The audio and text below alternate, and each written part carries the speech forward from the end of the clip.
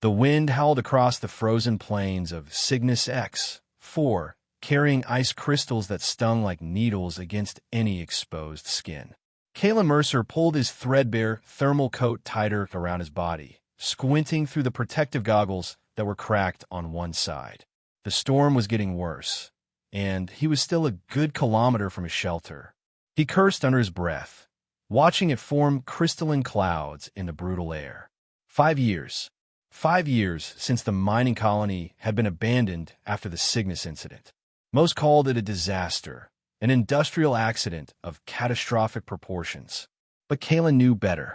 He had been there when the corporate suits made the decision to detonate the unstable eastern shaft rather than invest in proper stabilization. They'd evacuated the executives and essential personnel first, claiming they would send ships back for the rest. Those ships never came. 327 souls left behind. Now, as far as Kalen knew, he might be the only one left. He trudged forward, the salvaged metal detector in his hand beeping weakly. His oxygen supply indicator flashed yellow, a warning he had maybe 30 minutes before he needed to find shelter. It was getting harder each day to scavenge anything of value from the ruins. Today's expedition had yielded only a few copper wires and a partially functioning power cell. Barely worth the risk. Kalen adjusted the pack on his back, feeling the meager findings shift. Maybe he could trade these for a few protein packs at Jericho's black market outpost. Though the last time he'd visited, the old smuggler had warned him that supply ships were coming less frequently. It seemed the corporations were finally giving up on Cygnus X for altogether. Not that they'd ever made much effort to begin with. The detector suddenly emitted a shrill beep, stronger than before.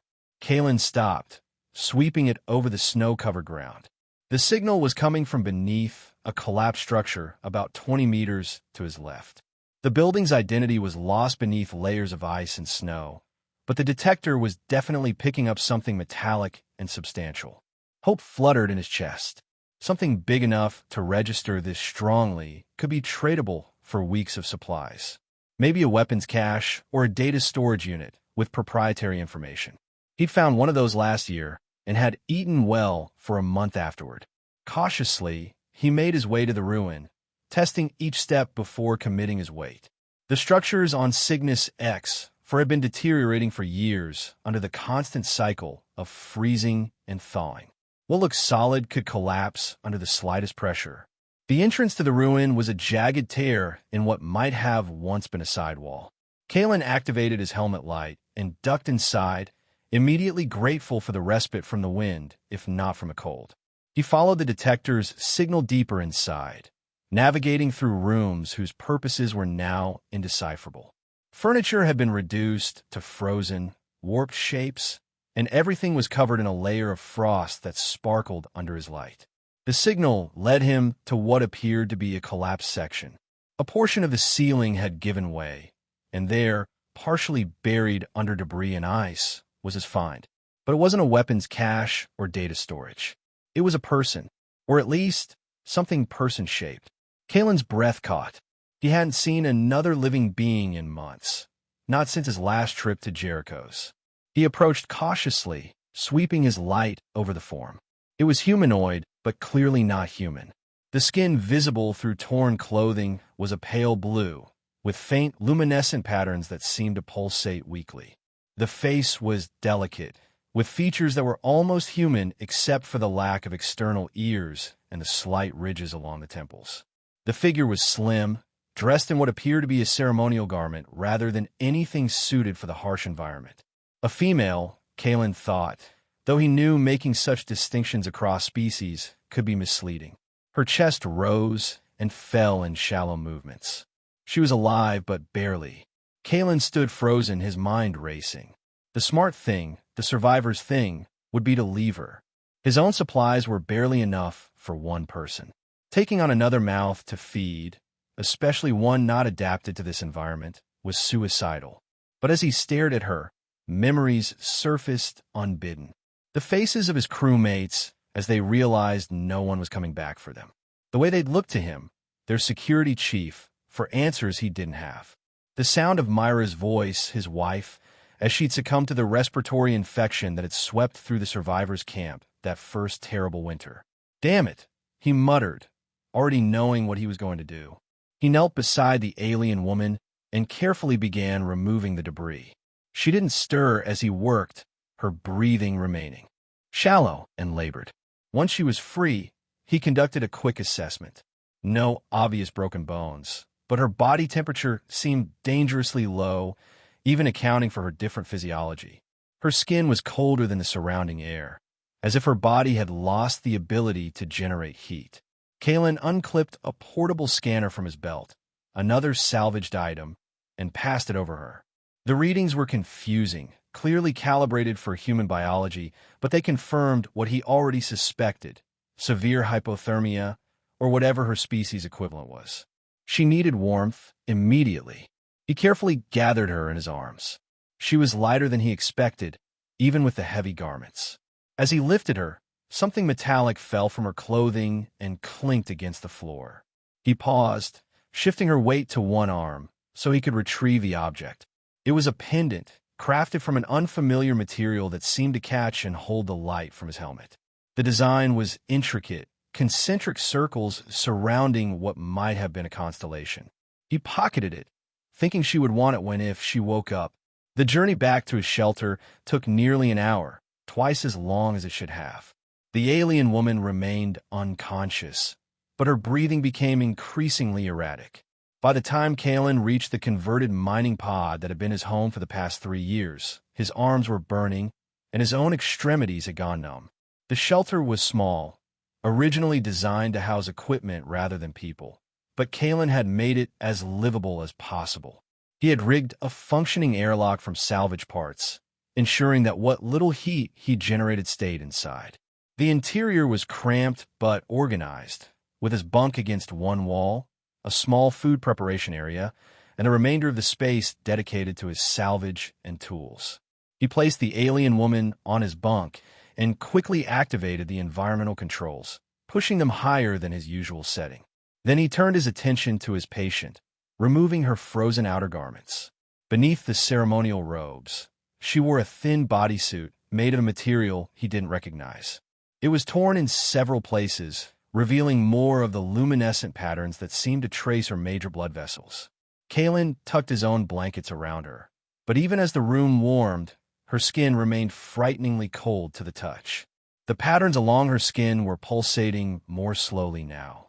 He didn't need to be a xenobiologist to know that was a bad sign.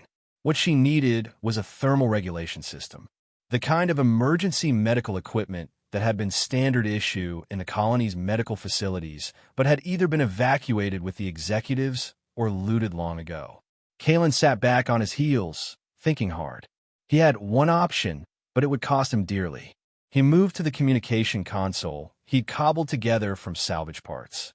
It didn't have the range to call off-planet, but it could reach Jericho's outpost on the other side of the mining complex. He typed in the code, waiting as the antiquated system struggled to establish a connection. After several minutes, Jericho's grizzled face appeared on the small screen. "Mercer," the old smuggler acknowledged with a nod. "Didn't expect to hear from you so soon. Find something good." "I need a thermal blanket," Kalen said without preamble. "The emergency medical kind, with autonomous temperature regulation." Jericho's eyebrows rose. "Those don't come cheap. Last supply ship had one, but they're asking 30 credits. 30 credits. That was all Kalen had left from his last major find. He'd been saving them for an emergency, specifically for passage off-planet if the opportunity ever arose. "I'll take it," he said, feeling something twist in his gut. There went his last chance of leaving this frozen hell. Jericho looked surprised, but didn't question him. "I'll send a drone. Should reach you in about 2 hours, weather permitting." "Make it faster," Kalen said. "It's urgent." After the call ended, Kalen returned to the bunk. The alien woman hadn't moved, but her breathing seemed even more labored. He placed a hand on her forehead, surprised when her eyes suddenly fluttered open. They were unlike any eyes he'd seen, a deep violet with no discernible pupils, just lighter and darker shades of purple that shifted like clouds. They focused on him briefly, filled with confusion and fear, before closing again. Kalen spent the next 2 hours alternating between checking on his patient and pacing the small confines of his shelter. When the drone finally arrived with the thermal blanket, he rushed to activate it, carefully wrapping the alien woman in its self-heating embrace. The effect wasn't immediate, but after about 30 minutes, he noticed the luminescent patterns on her skin beginning to pulse more regularly. Her breathing eased, and the blue tinge of her skin deepened to a more vibrant hue, which he hoped was a good sign. Exhausted, Kalen slumped down against the wall opposite his bunk. The last of his credits gone, his own blankets given away, and his bunk occupied by a mysterious alien woman who might not even survive until morning. He closed his eyes, feeling the familiar weight of failure pressing down on him. "Not your best decision, Mercer," he muttered to himself. But as sleep claimed him, he couldn't bring himself to regret it. The sound of movement woke Kalen from his uneasy sleep. He opened his eyes to find the alien woman sitting up in his bunk, the thermal blanket clutched tightly around her shoulders. Her violet eyes were wide as they darted around the small space, finally settling on him with unmistakable fear. Kalen raised his hand slowly, tried to appear non-threatening. "You're safe," he said, knowing she probably couldn't understand him, but hoping his tone would convey the message. She said something in response, her voice melodic but the words completely unintelligible to him. When he didn't respond, she repeated herself more urgently, one hand emerging from the blanket to make a gesture he couldn't interpret. "I don't understand your language," Kalen said, pointing to his mouth and then his ear while shaking his head. The alien woman stared at him for a long moment before her shoulders slumped slightly. She looked down at the thermal blanket wrapped around her, running her fingers over its surface with a questioning expression. Kalen mimed shivering and then pointed to the blanket. "It keeps you warm," he said. Understanding seemed to dawn in her eyes. She pulled the blanket tighter and nodded slightly. Progress, Kalen thought. He slowly stood, noticing how she tensed as he moved. He made his way to the food preparation area and took out one of his precious protein packs. He prepared it quickly, adding water and heating it to create a bland but nutritious soup. He approached carefully, holding out the container. "Food," he said, miming eating. She hesitated before accepting the container. She sniffed its contents cautiously, her nose wrinkling slightly. After a moment's contemplation, she took a small sip. Her expression was unreadable as she seemed to consider the taste.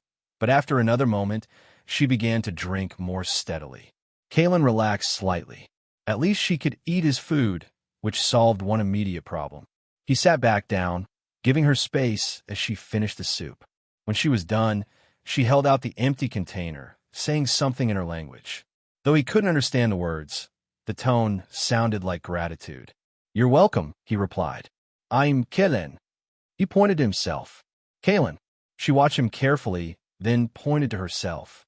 "Lyra, Lyra," he repeated, and she nodded, the first hint of a smile touching her lips.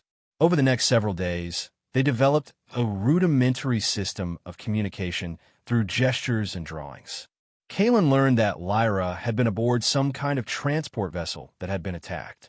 She had escaped in what he gathered was an emergency pod, which had crashed on Cygnus X4. How long she had been wandering before collapsing in the ruins, he couldn't determine. The matter of language remained a barrier until Kalen remembered a universal translator he'd salvaged months ago but had set aside as non-essential. After several hours of tinkering, he managed to get it partially functional. It was far from perfect, designed for major galactic languages and clearly struggling with Lyra's, but it allowed them to communicate in broken phrases. "My husband," Lyra said one evening, the translator rendering her musical speech into stilted, mechanical words. "He was important man, scientist. They killed him." Kalen sat across from her, sharing the meager dinner he'd prepared. "Who killed him?" The translator faltered as Lyra spoke, eventually producing, "Those who fear difference, who want control." She touched the pendant around her neck, the one Kalen had recovered from the ruins. The translator couldn't convey what she said next, but the sorrow in her eyes spoke volumes. This was his? Kalen asked, pointing to the pendant. Lyra nodded. Last work. Important. Very important. They want it. What is it? Kalen asked, curiosity piqued. Lyra hesitated, her fingers tracing the concentric circles on the pendant. Hope, the translator finally offered. For my people. She didn't elaborate further, and Kalen didn't press. He understood secrets and the need to keep them. In the harsh reality of a galaxy driven by corporate interests and resource wars, information could be more valuable than any physical commodity, and more dangerous. Instead, he shared some of his own story. The mining colony, the deliberate accident, the abandoned survivors. The translator struggled with his more complex explanations, but Lyra seemed to grasp the essence. When he spoke of Mira, his wife who had died that first winter, Lyra reached across the small space between them and touched his hand. No words were needed. That night, as Kalen prepared to sleep on his makeshift pallet on the floor, Lyra patted the space beside her on the bunk. Cold, she said through the translator. Share warmth. Kalen hesitated. The bunk was narrow, and despite the thermal blanket, sharing it would mean close contact. But the practical part of his brain acknowledged that she was right. Sharing body heat made sense in their resource-limited situation. He nodded and carefully lay down beside her, both of them fully clothed, the thermal blanket spread over them. He kept his body stiff, trying to maintain some separation, but in the narrow space, it was impossible to avoid contact completely. Thank you, Lyra said softly as the shelter's lights dimmed to their night setting. For saving me. For blanket. You're welcome, Kalen replied, suddenly acutely aware of how long it had been since he'd been this close to another person. Get some sleep. In the darkness, he felt her gradually relax against him. Her body temperature was still cooler than a human's would be, but much warmer than when he'd found her.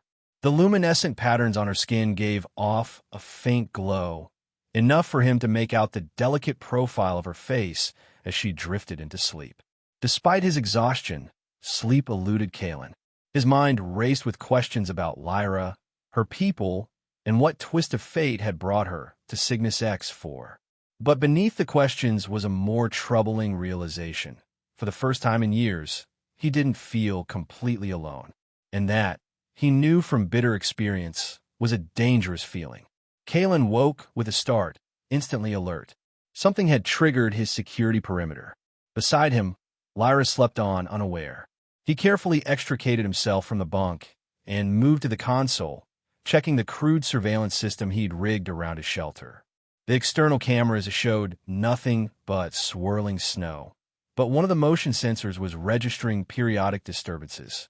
It could be just debris blown by the wind, but Kalen's instincts, honed from years as a security chief, told him otherwise. He pulled on his thermal gear and checked his weapon, a salvaged mining laser that he'd modified. It wasn't particularly powerful, but it was better than nothing. Kalen, Lyra's voice came from behind him. She had woken and was watching him with concern. Problem? Not sure, he replied, gesturing to the motion sensor readings. Go and check. Stay here. She said something the translator couldn't catch, then tried again. Careful. Might be. Looking for me. Kalen paused. The ones who killed your husband? Lyra nodded, her hand going to the pendant. If they find this, bad for everyone. That was vague, but concerning. Kalen nodded grimly. Stay inside. Lock the door after me. The storm had intensified since nightfall, and visibility was poor as Kalen made his way around the perimeter of his shelter. The wind cut through his coat, reminding him that he needed to find or trade for better cold weather gear soon. He found nothing at the first two motion sensors, just snow and ice accumulation that might have triggered the alerts.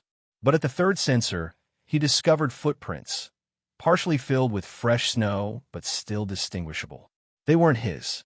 Kalen followed the trail cautiously. The footprints circled his shelter once before leading away toward the east. Whoever had made them had been methodical, checking for entrances or weaknesses, and they weren't far ahead. The fresh snow hadn't yet completely filled the depressions.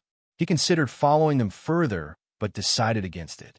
In this weather, pursuing an unknown entity was too risky.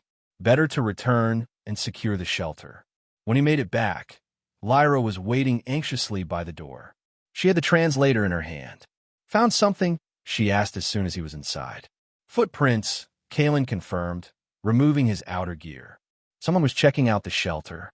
They're gone now, heading east." Lyra's expression darkened. "They found me," she said, the translator rendering her voice flatter than the fear in her eyes warranted. "We don't know that," Kalen said, though he didn't entirely believe it himself. The timing was too coincidental. Could be scavengers. Other survivors. Lyra shook her head firmly. "No, I know." She touched the pendant again. "They won't stop." Kalen sat down heavily, feeling the weight of this new threat. His shelter had remained secure all these years partially because it was well hidden, but mostly because there was nothing of value here worth the risk of venturing so far from the black market outpost. If someone was specifically hunting Lyra or the pendant, that changed everything. "We need to know what we're dealing with," he said finally. "What exactly is that pendant? Why is it so important that they'd follow you all the way to this frozen wasteland?" Lyra was silent for a long moment, her fingers tracing the patterns on the pendant. When she spoke, the translator struggled to keep up, occasionally producing strings of nonsense between coherent phrases. "My husband, Dr. Ellerin, created this. It contains genetic key, restore our people." The translator garbled the next section before continuing. "Disease, engineered by enemies, killing us slowly. This, cure, but also weapon. In wrong hands." Kalen tried to piece together the fragments. "A genetic cure that could also be weaponized." Lyra nodded. "They want reverse, target others, genocide." The implications were clear enough. Lyra was carrying what amounted to a biological superweapon, or at least the key to creating one. No wonder she was being hunted. "Who are they?" Kalen asked. "Hegemony, military, faction." The translator gave up on the rest. Kalen ran a hand through his hair, thinking quickly. "We can't stay here," he decided. "If they've tracked you this far, they'll be back, and in greater numbers." "Where go?" Lyra asked, her violet eyes fixed on his face. It was a good question. Nowhere on Cygnus X-4 was truly safe, especially with diminishing supplies and the worsening weather. But they had limited options. "There's an old communication array about 20 kilometers north of here," Kalen said, outlining a plan as it formed in his mind. "It was damaged in the evacuation, but not destroyed. If we can get it operational, we might be able to send a signal off-planet." "To who?" Lyra asked, a valid concern. "I have a contact," Kalen said. "Someone who owes me a favor. A ship captain who might be persuaded to make a detour to pick us up." It was a long shot. The captain in question, a smuggler named Tarek whom Kalen had once helped escape a corporate detention facility, had made it clear when they'd last parted that the debt between them was considered paid. But it was the only off-world contact Kalen had who wasn't affiliated with the mining corporations. "When go?" Lyra asked. Kalen glanced at the weather readings on his console. "The storm should ease by morning. We'll leave then. Take only what we can carry." Lyra nodded, determination replacing the fear in her eyes. "I ready." That night, as they lay together in the narrow bunk, Kalen was acutely aware of Lyra's proximity. Her back was pressed against his chest, her breathing steady but not quite even enough for sleep. "Kalen," she said softly after a long silence, not bothering with the translator. She turned to face him, their faces close in the darkness. The luminescent patterns on her skin cast a soft glow between them. "Why help me? Cost you much?" It was a question Kalen had been asking himself since he'd found her in the ruins. The sensible answer was that he'd acted on impulse, driven by memories of those he'd failed to save before. But as he looked into her violet eyes, he knew there was more to it than that. "I was tired of just surviving," he said, knowing the translator would struggle, but hoping she would understand the sentiment, if not the exact words. "Helping you, it felt like living again." Lyra studied his face, then slowly reached up to touch his cheek. Her fingers were cool against his skin as they traced the line of his jaw. Without the translator, she spoke in her own language, the words melodic and incomprehensible. But her meaning was clear in the way her body shifted closer to his, in the expression in her eyes. Kalen hesitated only briefly before bringing his hand up to cover hers. Something had been growing between them over these past days, a connection forged through shared vulnerability and tentative trust. In this moment, with the storm raging outside and uncertainty looming ahead, it crystallized into something more. He leaned in slowly, giving her time to pull away. She didn't. Their lips met, and despite the differences in their biology, the kiss felt somehow right. Her lips were cooler than a human's would be, but soft and responsive. When they parted, Lyra smiled, a real smile that transformed her face. She said something in her language, then guided his hand to the patterns on her neck. Under his fingers, the luminescence pulsed more rapidly, like an accelerated heartbeat. Words weren't needed as they found comfort in each other's embrace. Two souls adrift in a hostile world, creating a moment of warmth amidst the cold. Morning brought clearer skies, but no reprieve from the biting cold. Kalen and Lyra prepared quickly, packing only essentials: emergency rations, the thermal blanket, the translator, and Kalen's tools and weapons. Lyra kept the pendant securely around her neck, hidden beneath her clothing. The journey will take at least 2 days on foot, Kalen explained as they made final preparations. The terrain is rough, and we'll need to be careful. There are areas where the ground is unstable from mining. Collapses. Lyra nodded, adjusting the borrowed cold weather gear that was too large for her slider frame. I slow you down, she said through the translator, a statement of fact rather than an apology. We go together, Kalen replied firmly. Or not at all. They set out as the first light of Cygnus's distant sun crested the horizon, painting the icy landscape in hues of pale gold. Kalen took point, choosing their path carefully through the treacherous terrain. Lyra followed close behind, her movements becoming more confident as she adjusted to moving in the heavy gear. The first part of their journey was uneventful. They made good progress, stopping only briefly for rest and sustenance. Kalen kept them away from the more obvious routes, choosing instead to navigate through the remnants of abandoned mining operations where the twisted metal structures provided some cover. It was during one such rest stop, in the shadow of a collapsed processor, that Lyra suddenly tensed, her head tilting as if listening. Before Kalen could question her, she pushed him down behind a drift of snow and ice. Seconds later, a drone whirred overhead, its sensors scanning in a grid pattern. It was unlike any mining or corporate model Kalen had seen before, sleeker, with what appeared to be weapons mounted on its underside. They remained motionless until it passed, its scanning pattern carrying it eastward. Once it was out of sight, Lyra released her breath in a visible cloud. Military, she whispered, the translator struggling to convey her urgency. Advanced tracker. They're not just following your trail, Kalen realized. They're actively searching. That drone wasn't made for this environment. Someone brought it here recently. Lyra nodded grimly. They close. They altered their route, taking an even more circuitous path that added hours to their journey, but kept them away from open areas where drones might spot them. As daylight began to fade, Kalen located a suitable shelter for the night, a maintenance bunker partially buried by snow, but with its structure intact. Inside, it was dark and abandoned, but the thick walls provided welcome respite from the wind. Kalen rigged a small heating element while Lyra secured the entrance. We should reach the communication array by midday tomorrow, Kalen said as they huddled together, sharing the thermal blanket and their meager rations. If we're lucky. Lyra leaned against him, her body now a familiar presence against his. If signal sent, your friend comes. I don't know, Kalen admitted. It's been years. He might not even receive the message. Lyra was quiet for a moment before asking, what if no one comes? It was the question Kalen had been avoiding. If they couldn't secure passage off-planet, they would be trapped on Cygnus X, with dwindling supplies and pursuers closing in. Then we find another way, he said with more confidence than he felt. There are other outposts, other equipment we could salvage. Maybe even another ship.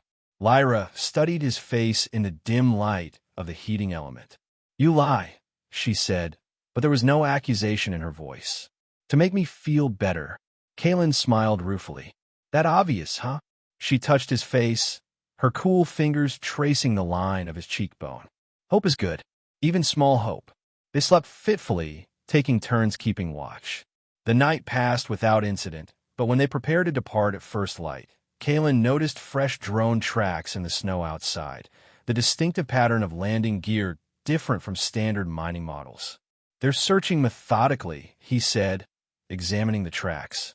"These are recent, within the last few hours." They moved with even greater caution, using the terrain to mask their progress whenever possible. The communication array gradually came into view as they crested a ridge. A massive dish pointed skyward, surrounded by a complex of buildings that had once housed the engineers and technicians who maintained it. "There," Kalen pointed. "That's our destination." As they made their careful approach, a flash of movement caught Kalen's eye. He pulled Lyra down behind an outcropping of rock, gesturing for silence. Below, moving with military precision through the complex, were figures in white environmental suits. They were heavily armed, their movements indicating a coordinated search pattern. "Hegemony soldiers," Lyra whispered, fear evident in her voice. They found a ray. Kalen counted at least 6 that he could see, but there could be more inside the buildings. "They're expecting us," he realized. "They know what you're trying to do." Lyra clutched the pendant beneath her clothing. "What now?" Kalen studied the complex, his mind racing. "There's a secondary control building," he said finally. "It's connected to the main array, but has its own transmission capabilities. More limited range, but it might be enough to get a message to Tarek if his ship is already in this sector." "Where is it?" Lyra asked. Kalen pointed to a smaller structure set apart from the main complex. "There, but we'll have to cross open ground to reach it." They waited until the patrol patterns became clear, identifying a gap they might exploit. As they prepared to make their move, Lyra suddenly gripped Kalen's arm. "If captured," she said, her violet eyes intense, "you take this." She removed the pendant, pressing it into his hand. "More important than me. Than both of us." Kalen closed his fingers around the pendant, but shook his head. "We both make it, or neither of us does." He slipped the pendant back around her neck. "Keep it safe. We go now." They moved swiftly across the exposed terrain, using the drifts of snow for cover whenever possible. They were halfway to the secondary control building when a shout rang out behind them. "Run!" Kalen urged, pushing Lyra ahead of him as he turned to fire his modified mining laser at the approaching soldiers. The weapon was woefully inadequate against their military-grade armor, but it created enough distraction for Lyra to reach the building. Kalen followed, energy blasts from the soldiers' weapons striking the ground around him. One caught his leg, sending pain shooting up his thigh, but adrenaline kept him moving until he crashed through the door of the control building, which Lyra slammed shut behind him. "You're hurt," she said, seeing the scorched fabric and the blood beginning to seep through. "It's nothing," Kalen lied, limping to the control console. "Help me barricade the door. They'll be here soon." They worked quickly, shoving whatever they could find against the door. Kalen knew it wouldn't hold long against a determined assault, but they only needed enough time to send a message. The console was dead, years without power having drained its systems. Kalen pulled tools from his pack, working feverishly to bypass the main power grid and connect directly to the emergency backup. "Need to hurry," Lyra said, watching anxiously as the barricade shuddered under the first impact from outside. "Almost there," Kalen muttered, making one final connection. The console flickered to life, displays glowing weakly in the dim interior. He typed rapidly, composing a message to Tarek's ship. It was brief, their location, the situation, a reminder of the debt owed. He added an appeal that he knew might sway the smuggler. The promise of valuable information, the kind that certain parties would pay handsomely for. "Sending now," he said, initiating the transmission. A progress bar appeared on the screen, moving painfully slowly as the aging system struggled to establish a connection with the array. The barricade gave way with a crash. Kalen spun, weapon raised, as the first soldier breached the doorway. He fired, the laser finding a gap in the soldier's armor at the neck joint. The soldier fell, but two more took his place. Lyra had armed herself with a broken piece of equipment, swinging it desperately at the advancing soldiers. She connected with one, sending him staggering back, but the other caught her arm, twisting it until she cried out in pain. Kalen lunged forward, ignoring the agony in his wounded leg. He tackled the soldier, holding Lyra, both of them crashing to the floor. They struggled briefly before the soldier's superior strength began to prevail. "Lyra, run!" Kalen shouted as the soldier pinned him down. But Lyra didn't run. Instead, she grabbed Kalen's fallen weapon and fired point-blank at the soldier's helmet. The laser wasn't powerful enough to penetrate completely, but it cracked the visor, exposing the soldier to Cygnus X-4's toxic atmosphere. The soldier released Kalen, hands going his helmet as he gasped for breath. Kalen scrambled away, pulling Lyra with him as more soldiers poured through the doorway. They retreated to the console, which showed the transmission at 80% complete. "Just a little longer. Surrender the pendant," one of the soldiers commanded, his voice distorted through his helmet speaker. "You cannot escape." Lyra straightened beside Kalen, one hand going to the pendant around her neck. "Never," she said, her voice clear even without the translator. "You know what you would do with it. Then you will die here," the soldier replied coldly. "All of you." The console beeped, transmission complete.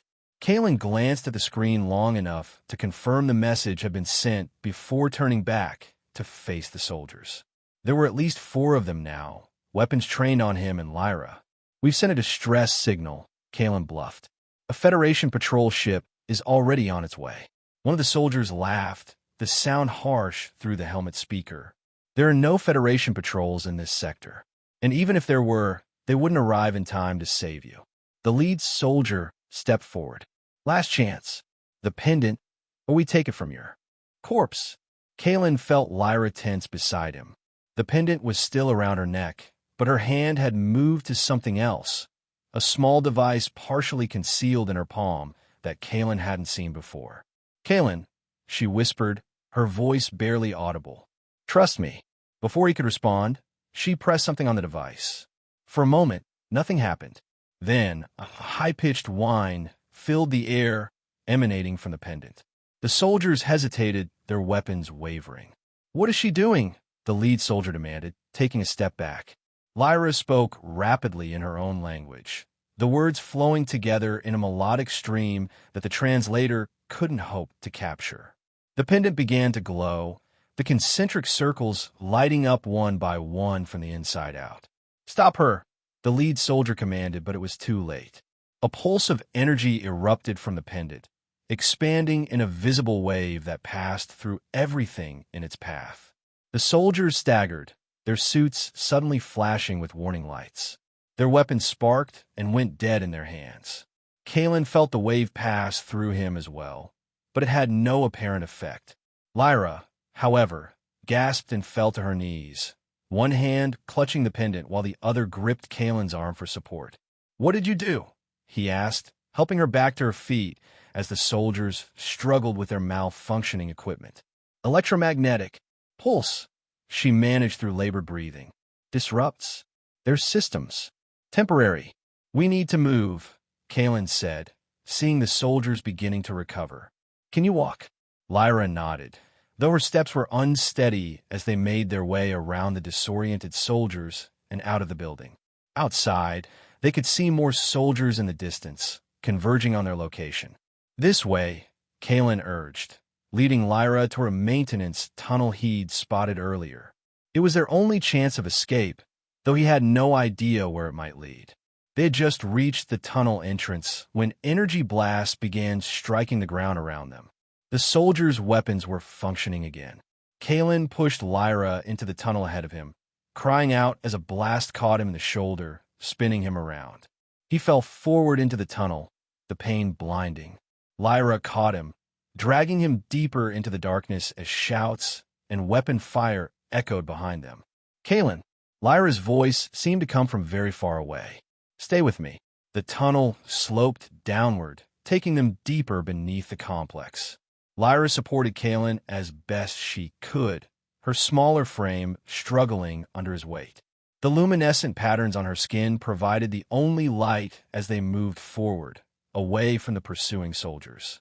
"Stop!" Kalen gasped finally, his strength failing. "I need a minute." They halted, and Lyra helped him sit with his back against the tunnel wall. In the faint glow from her skin, he could see her face, tight with worry.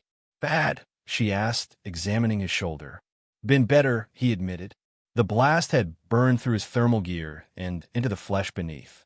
He could still move his arm, which meant it hadn't hit anything vital, but the pain was excruciating. Lyra tore a strip of fabric from her undergarment and carefully bound the wound. Her touch was gentle, her fingers cool against his burning skin. "Message sent," she said as she worked.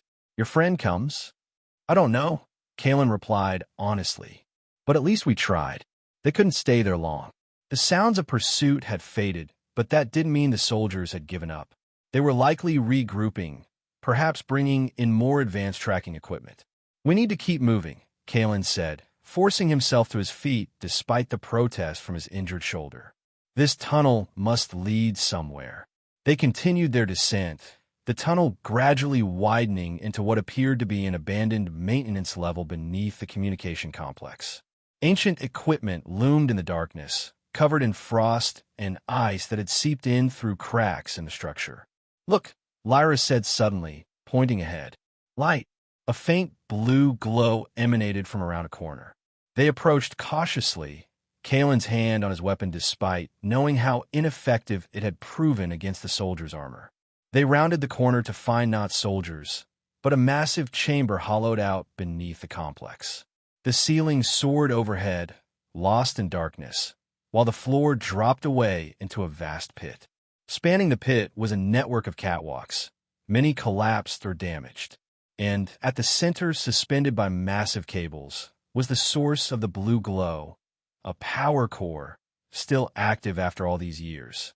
"It's beautiful," Lyra whispered, her violet eyes wide as she took in the scene. Kalen stared in disbelief. This shouldn't be here. This level of power generation wasn't part of the colony's infrastructure. "Secret," Lyra suggested. "Military." Kalen nodded slowly. "Must be." The corporations were always doing classified research alongside the mining operations. This could be part of a weapons development program, or something worse. A noise from the tunnel behind them ended the speculation. The soldiers had found their trail. "We need to cross," Kalen said, eyeing the precarious catwalks. "Get to the other side of the chamber. There must be another exit."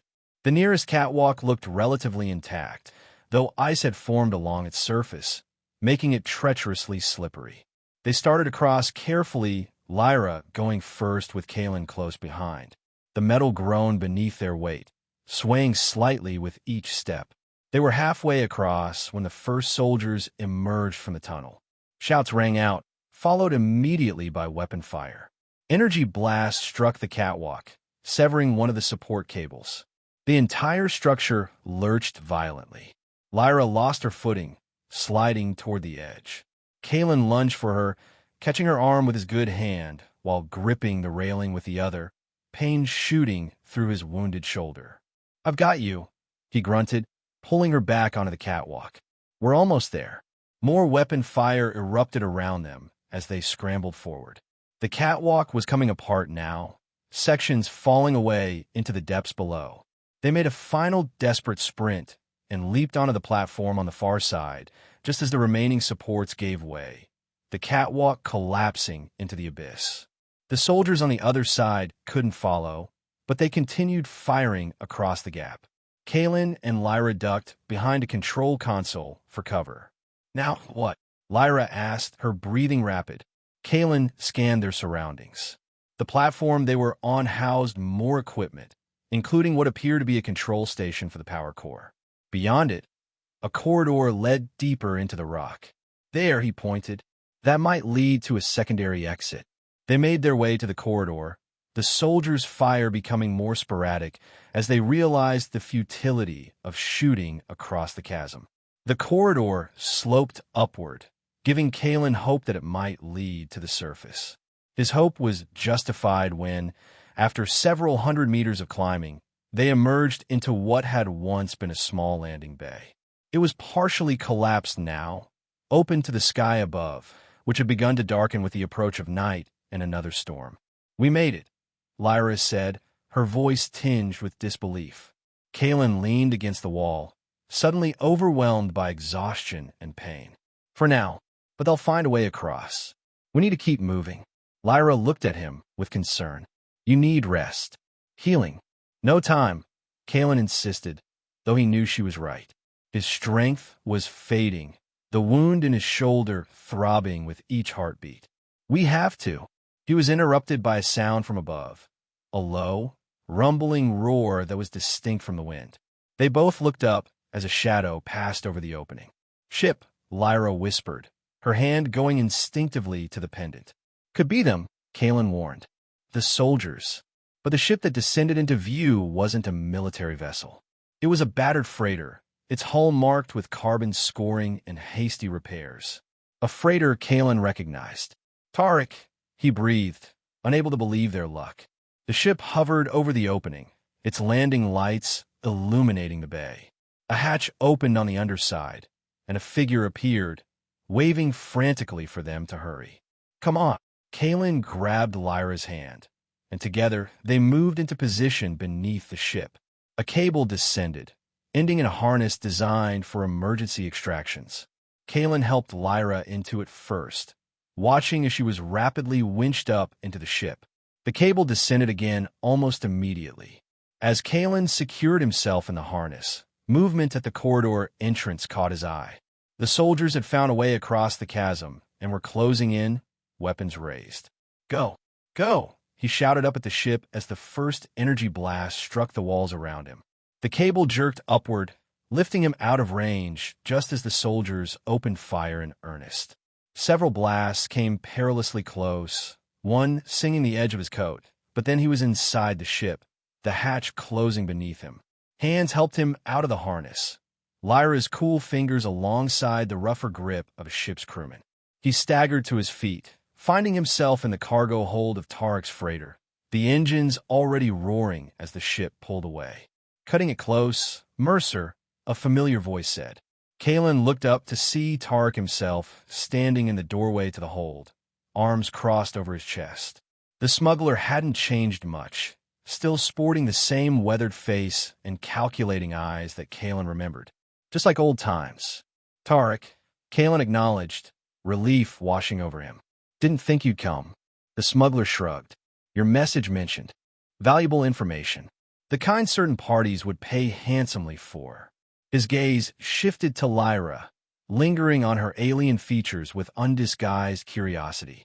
"I'm guessing it has something to do with your friend here." Kalen felt Lyra tense beside him. "She's under my protection," he said firmly. "The information is hers to share or not, at her discretion." Tarek raised an eyebrow. "That's not how this works, Mercer. I risked my ship and crew coming back to this frozen hell. I expect compensation." "And you'll get it," Kalen assured him, "but not at her expense." The two men stared at each other for a long moment before Tarek broke into a rough laugh. "You haven't changed either. Still the noble fool." He shook his head. "Get to the med bay. You look like shit. We'll talk about payment after you're not bleeding all over my ship." As Tarek turned to leave, Lyra stepped forward. "Thank you," she said, her voice clear and dignified even through the translator's mechanical rendering. "For saving us." The smuggler paused, studying her with renewed interest. "Don't thank me yet.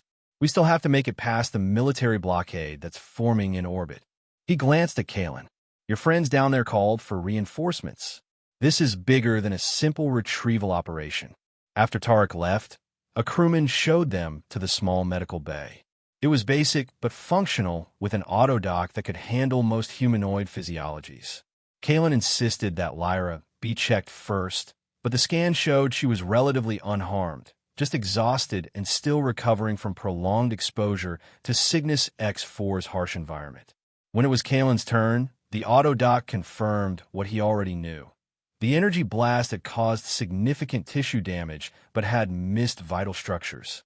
It cleaned and sealed the wound, applying a regenerative patch that immediately began to ease the pain.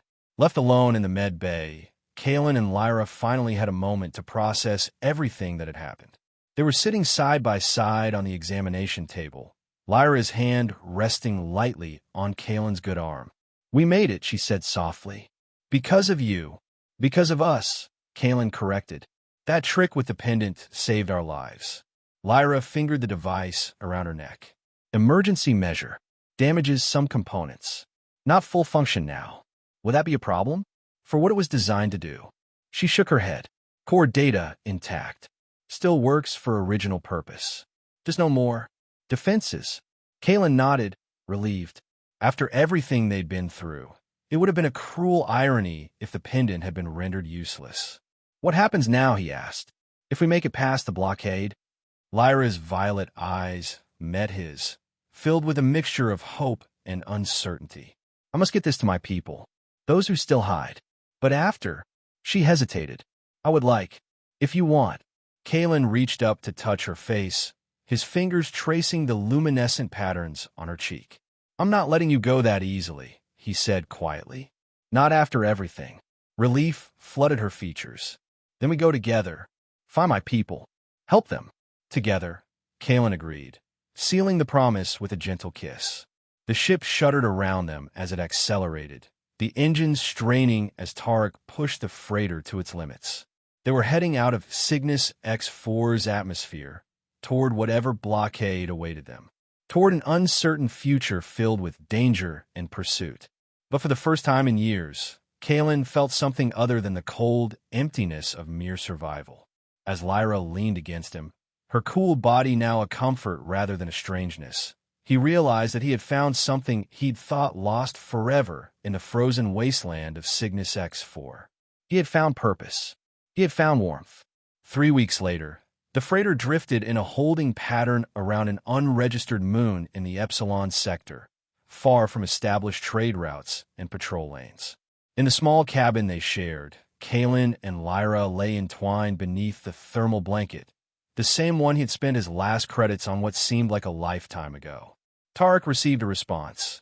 Kalen said, his fingers tracing the now familiar patterns on Lyra's shoulder. "Your contact has agreed to meet us. We rendezvous in 2 days." Lyra nodded, her head resting on his chest. "Soon, then, my people will have hope again." "And after?" Kalen asked, voicing the question that had been on his mind since they'd escaped Cygnus X4. "What happens after you deliver the pendant?"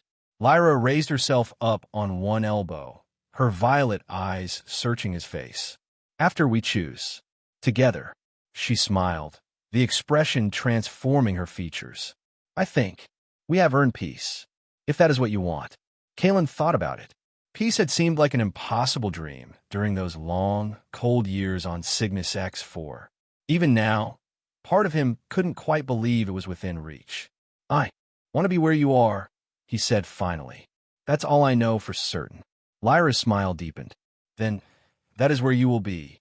She lowered herself back down, her body fitting perfectly against his. "And I will always keep you warm."